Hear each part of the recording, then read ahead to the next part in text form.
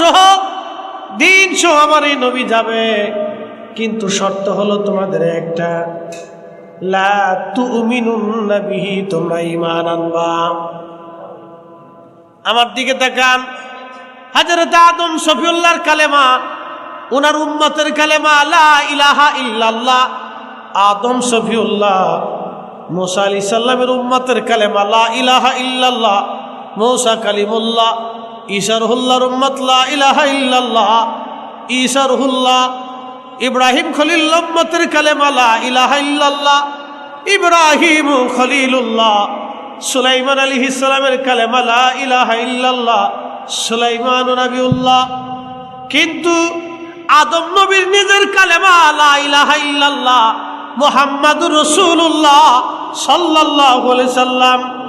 আদম আলাইহিস সালাম থেকে ঈসা রুহুল্লাহ পর্যন্ত সবাই এই কালেমার উপরে সাক্ষ্য দেওয়ার কারণে নবী হয়েছে। যদি আমার নবীর কালেমার সাক্ষ্য তারা না দিত, নবী হতে পারত না। আল্লাহ ডাক দিলেন, তোমরা কি মেনে নিলা? কুরআন বলতেছে কলু, সব নবীরা সেই দিন বলল আকরারনা, আমরা মেনে নিলাম, সত্য মেনে নিলাম, এই নবীর উপর ঈমান আনলাম, তিনি মুহাম্মদুর রাসূলুল্লাহ সাল্লাল্লাহু আলাইহি সাল্লাম মেনে নিলাম। চিৎকার মেরে জোরে বলবেন কি ইয়া রাসূলুল্লাহ। নবীর দাম যদি এটা হয়, উম্মতের দাম 70 গুণ। আর আল্লাহ নবীর দাম কত, তার হিসাব কষা বিরাট বড় মুশকিল। এই 70 গুণ দামের ওলি, আল্লাহর জবান নিঃসৃত বাণী কোরআন শরীফ। আল্লাহ বলতেছেন, ইয়া আইয়ুহাল্লাযীনা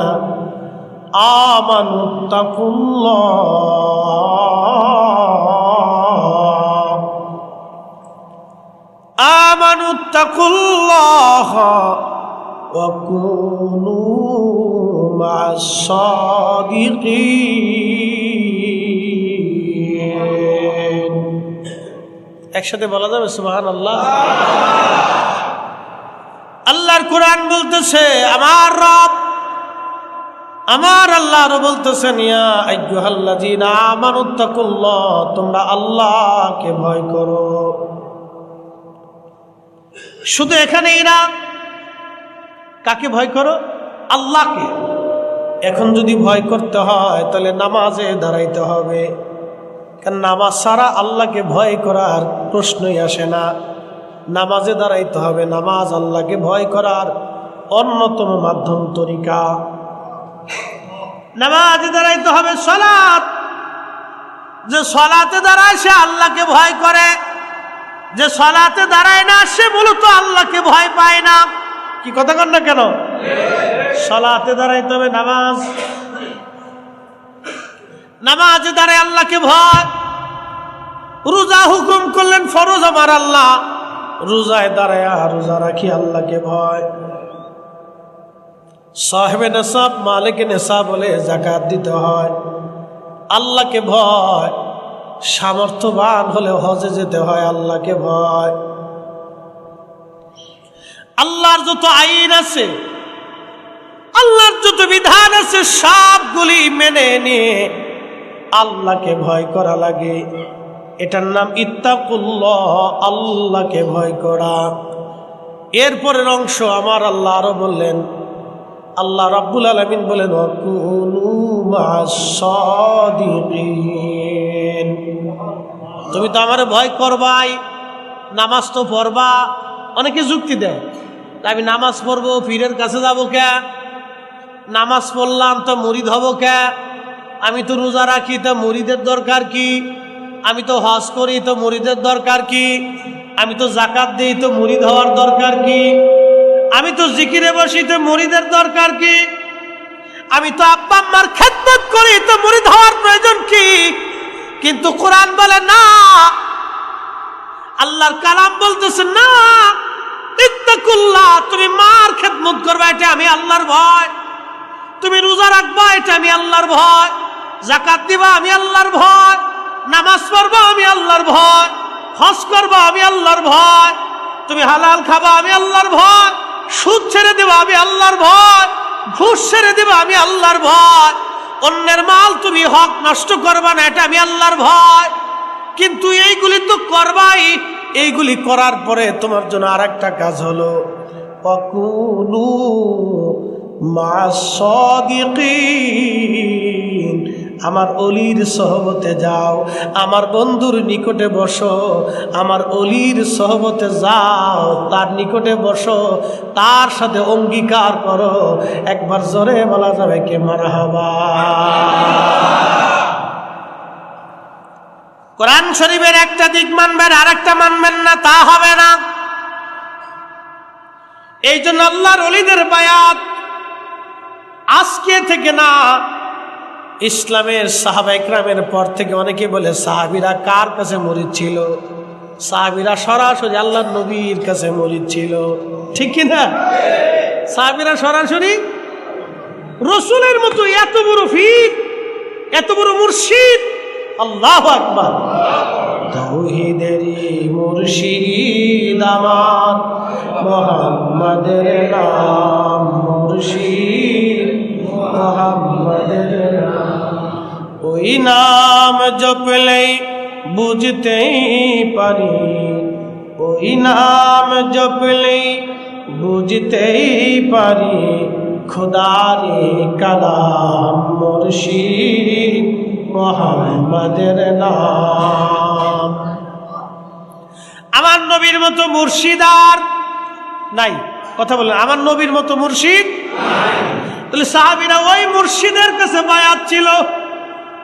পৃথিবীর শ্রেষ্ঠ মুর্শিদ, পৃথিবীর শ্রেষ্ঠ মুর্শিদের কাছে সাহাবীরা বায়াত।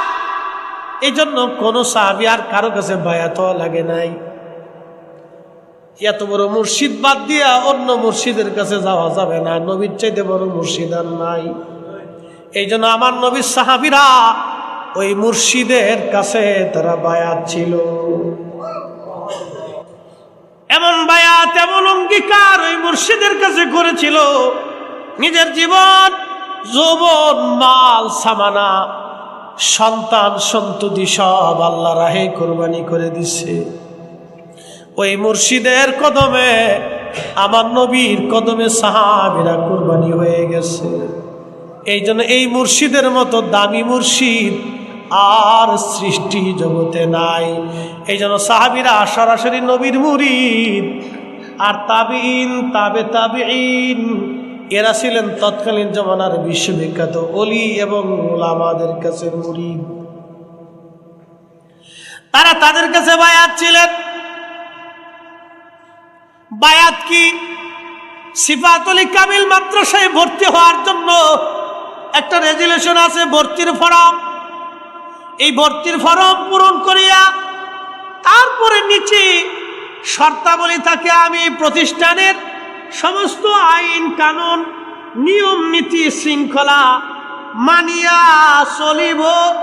নিচে ছাত্রের সিগনেচার, অভিভাবকের সিগনেচার, আমি প্রতিষ্ঠানের সব কিছু মানিয়া নিয়া, নিয়ম শৃঙ্খলা মানিয়ে আমার ছেলেরে ভর্তি করাইলাম। মারহাবা বলবেন না? ওই যে ছাত্র সিফাতুল কামিল মাদ্রাসায় ভর্তি হলো, এটাই তার বায়াত, এটাই তার অঙ্গীকার। আর একজন মুর্শিদের কাছে যখন মুরিদ আসে, একজন শাইখের কাছে যখন মুরিদ আসে, একজন অলির কাছে যখন মুরিদ আসে, তখন অলি মুরিদরে বায়াত করায় যে এই শর্তগুলি আল্লাহ এবং তার নবীর তরিকায় চলার জন্য,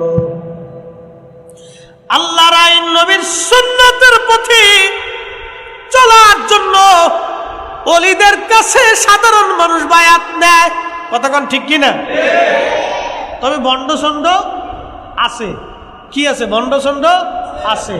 একদল আছে মুরিদ করে কিন্তু নামাজ পড়ে না।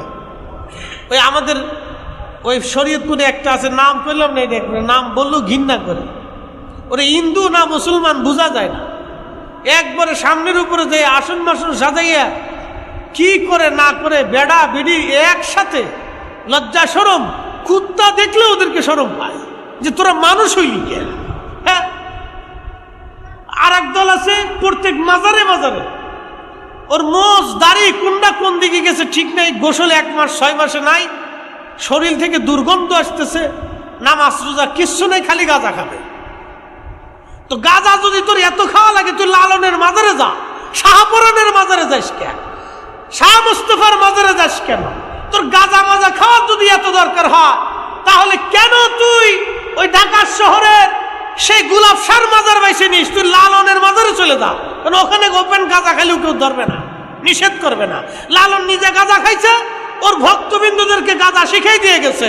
শাহপরান জীবনে গাঁজা খাই নাই, গাঁজার জন্য আসে নাই, দিন প্রতিষ্ঠিত করার জন্য এসেছিলেন। কথা বলে ঠিক না? আমরা সুন্নিরা এই সমস্ত মাজার পূজা শিরিক বেদাতের সাথে আমাদের কোনো সম্পর্ক নাই, কোনো সম্পর্ক নাই। মানুষ আমাদেরকে ট্যাগ করে, আমরা বলি মাজার পূজা। এই সমস্ত আউল ফাউল মানুষের জন্য আজকে আপনি চিন্তা করেন, খান জাহান আলী রহমতুল্লাহ মাজারের পাশে বসে গাঁজা খায়, এগুলির বাইরে গিয়া মাজার শরীফ থেকে বের করে দিয়ে এই চক্রাকারের খাদেমগুলি সকালে একদল, দুপুরে আর এক দল, রাত্রে আর এক দল, চক্রাকারের খাদেম। এরা টাকা পয়সা নিয়ে বাড়ি গাড়ি করে একটা মাদ্রাসা বানায় না, এতিমখানা বানায় না, মিলাদুন নবীর মাহফিল দেয় না, তারপরে আপনার এই সোহাদা কারবালা মাহফিল দিবে না, এ সুন্নি কোনো মাদ্রাসা করবে না, সম্মেলন করবে না। এই সমস্ত খাদেম খুদ্দামরা মাজাররে কেন্দ্র করে নিয়ে এলাকার প্রভাবশালী লোকেরা এই উরুসের নাম দিয়ে মহিলা পুরুষ আইনা গান বাজনা করে, গাঁজা মাজা বেচে কোটি কোটি টাকা তারা ব্যবসায় সিন্ডিকেট করে টাকা পয়সা ধান্দা করে। আমরা ওলিদের মাজার দিয়ে এই সমস্ত ব্যবসা বন্ধ করতে হবে। কথা বলে ঠিক কিনা? আমরা সুন্নিয়তের সাথে এগুলির কোনো সম্পর্ক অবশ্যই না, সুন্নিয়ত না দিন, কোনো কিছুর সাথে এদের সম্পর্ক নাই। ওদের গাজার ব্যবসার দায়ভার আমরা নিতে যাব? মাজার শরীফে যে মাথা নিচু করে সে একবারে সেজদাতে ফুরিয়ে দিচ্ছে, উঠে না, ওদের দায়ভার আমি নিতে যাব কেন? ওরা ব্যবসা করে বাড়ি গাড়ি বানাইতেছে, এটার দায়ভার আমি কেন নিতে যাব? আল্লাহর ওলিরা এসে চিনি জানেন, মাজার যারা ভাঙতেছে এটা তো অন্যায়। মাজার পরিষ্কার করতে হবে, মাথায় উকুন পড়লে মাথা কাটা যায় না, জুব্বায় ময়লা লাগলে জুব্বা কেটে ফেলতে হয় না, এটা পরিষ্কার করতে হয়। কি কথা ঠিক কিনা? এই যে খান জাহান আলী রহমতুল্লাহ মাজার, শাহপরানের মাজার, শাহ আলী বুগদাদির মাজার, কামরুদ্দিন রুবির মাজার, মাহিসরের মাজার, আল্লাহু আকবার, শত শত বছর আগে তারা এসেছিলেন। তাদের মাজার থেকে সিন্ডিকেট ব্যবসায়ীদেরকে সরাইয়া এখানে সুন্নি আলেমদেরকে দিয়া এখানে মাদ্রাসা, এতিমখানা প্রতিষ্ঠিত করতে হবে। কথা বলে ঠিক না বেটে? এগুলি প্রয়োজন। তারা আসছিলেন এই জমিনে মানুষদের আল্লাহর নবীর, আল্লাহ তার রাসূলের গোলামি শেখানোর জন্য। আচ্ছা আপনারা বলেন, কোন ওলি আহলে সুন্নাত ওয়াল জামাত ছাড়া আছে? একসাথে বলেন, একসাথে বলেন, আছে? কোন ওলির আকীদা কি কোনো বদ আকীদা ছিল? আহলে সুন্নাত ওয়াল জামাতের আকীদার বাহিরে ছিল? আহলে সুন্নাত ওয়াল জামাতের আকীদা ছাড়া কোনো মা ওলির জন্ম দিতে পারে না, কোনো মা ওলির জন্ম দিতে পারে না, কিয়ামত পর্যন্ত কোনো মা পারবে না। কথা কোন ঠিক কিনা? কোনো মা পারবে না।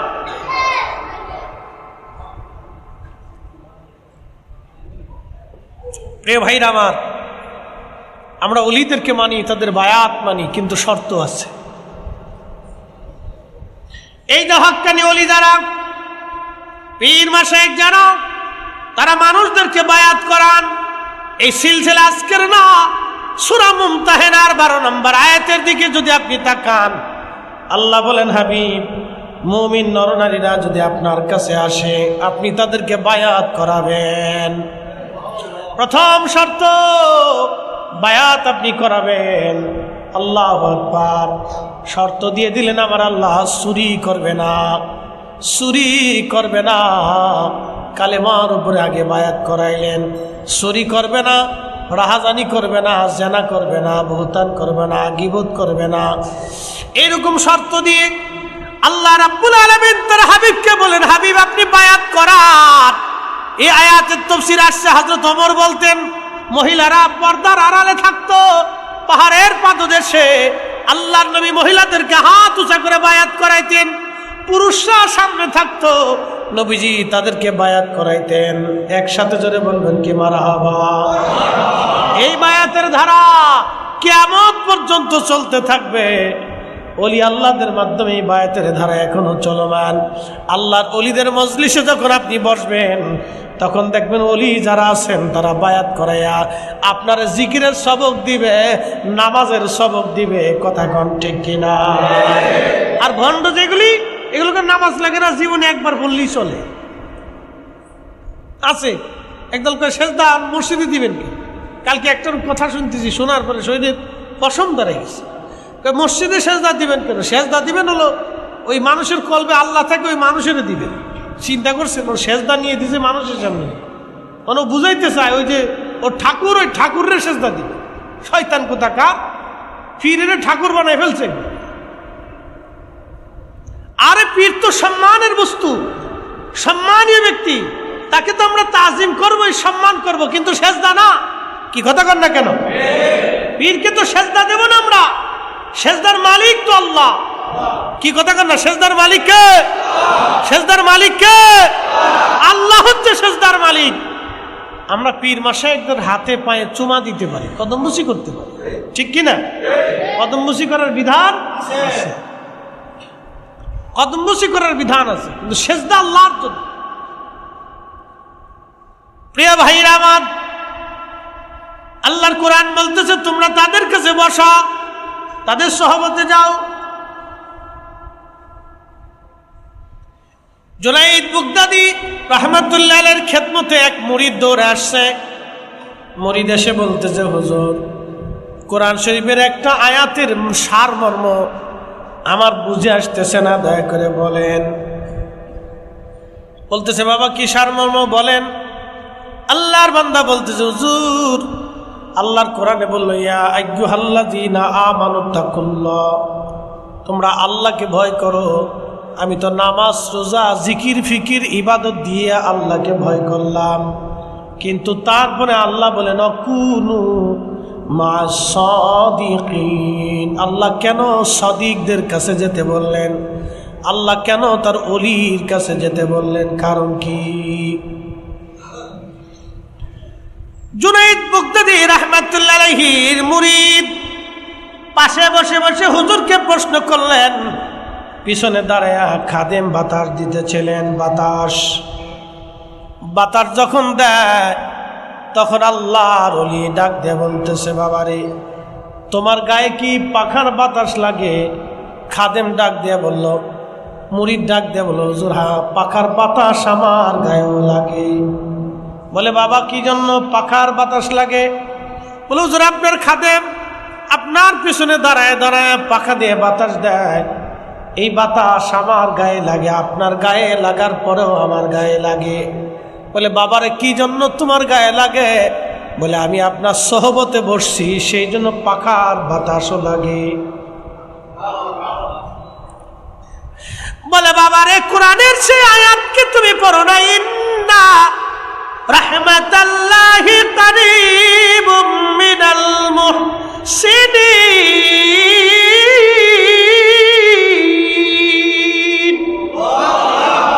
নিশ্চয় আমার রহমত, আমার মুহসিন, আমার ওলি, আমার বন্ধু, আমার মেহবুব, আমার পেয়ারা বান্দার নিকটবর্তী থাকে। জুনাইদ বাগদাদী রাহমাতুল্লাহ আলাইহি বলেন, বাবারে আমার পাশে বসার জন্য আমার খাদেমের বাতাস তোমার গায়েও লাগে। তার অর্থ হলো, আমার সহবতের জন্য যদি আমার খাদেমের পাখার বাতাস আমার গায়ে লাগার পরও তোমার গায়ে লাগে। আল্লাহ পাক নামাজের হুকুম দিলেন, ইত্তাকুল্লাহ দিয়ে রোজার হুকুম দিলেন, হজের হুকুম দিলেন, যাকাতের হুকুম দিলেন, আমলের হুকুম দিলেন, হক হালালের হুকুম দিলেন, হালাল হারামের হুকুম দিলেন। ইত্তাকুল্লাহ দিয়ে আল্লাহ সব কোরআনের আইন মানার হুকুম দিয়ে দিলেন। এরপরে ওয়াকুনু মা'আস সাদিকিন দিয়ে আল্লাহ তার ওলির সহবতে বসতে বলেন। এই জন্য ওলিদের উপরে আল্লাহর রহমত অবারিত নাজিল হতে থাকে। আমার পাখার বাতাস যদি তোমার গায়েও লাগে, তাহলে ওলিদের কাছে আসলে খোদার রহমত থেকে ওই বান্দারা মাহরুম হয় না, জুদা হয় না। এই জন্য আমার আল্লাহ তার ওলিদের কাছে যাইতে বলছে। জোরে বলেন মারহাবা। আল্লাহু আকবার। কি চমৎকার ব্যাখ্যা ছিল তাদের, কি চমৎকার ব্যাখ্যা।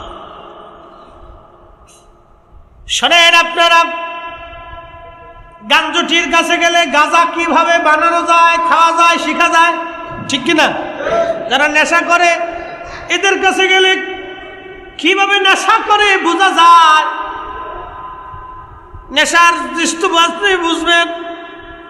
যারা ওই যে গাড়ি চালায়, ড্রাইভার আছে, তাদের কাছে গেলে গাড়ি চালানোর অভিজ্ঞতা জানবেন আপনি।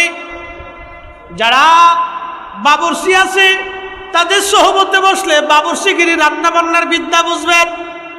যিনি ইঞ্জিনিয়ার, তার কাছে গেলে ইঞ্জিনিয়ারিং বুদ্ধি বুঝবেন। যিনি ডাক্তার, তার কাছে বসলে, তার সহবতে থাকলে ডাক্তারি শেখা যায়। আল্লাহর ওলিদের কাছে গেলে ওলি হওয়া যায়। কথা বলেন ঠিক কিনা? বন্ধুগণ আমার, আল্লাহর ওলিদের মজলিসে বসলে কি হয়, আমি কোরআন শরীফ থেকে আপনাদেরকে বুঝাইলাম। শুধু এইখানে না বাবাজি, অলির কাছে গেলে অলি হওয়া যায়, অলির কাছে না গেলে অলি হওয়া যায় না। আল ইলমু আলিমান, ইলম দুই ধরনের। ইলমুল লিসান, একটা জবানের ইলম। সিফাতুল কামিল মাদ্রাসায় যদি ভর্তি হন, শাইখুল হাদিস সাহেবের কাছে বসলে আপনি হাদিসের বিদ্যা শিখবেন। মুফাসসির যারা আছেন, উস্তাদুল আসাতিজাদের কাছে গিয়ে বসলে কোরআনের তাফসীরের বিষয় বুঝবেন। যাদের ফিকহের বিষয়ে যদি জানতে চান, মুফতি যারা আছেন, ফিকহের ক্লাসের মুফতি সাহেবদের কাছে গেলে বুঝবেন। আদাব ক্লাসে আদাব বুঝবেন, বালাগাতে বালাগাত, মান্তিকে মান্তিক, ফাসাহাতে ফাসাহাত। এরপরে যতগুলি বিদ্যা আছে, নাহু সরফ থেকে শুরু করে সব বিদ্যা এক একজন টিচারের কাছে গেলে বুঝবেন।